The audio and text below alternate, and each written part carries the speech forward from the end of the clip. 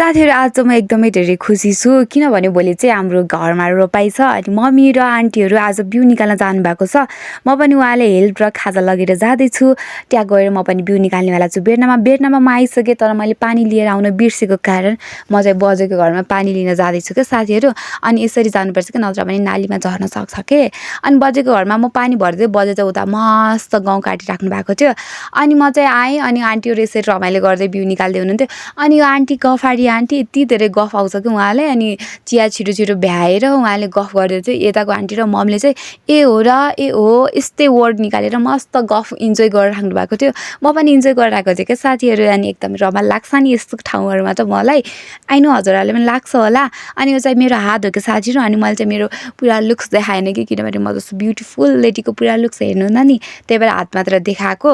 अनि यो बिउ चाहिँ एकदमै साह्रो न साह्रो रहेछ कि साह्रो बिउ साह्रो होइन त्यो के बेर्नाको तल त्यो माटोहरू साह्रो रहेछ कि निकाल्नै गाह्रो।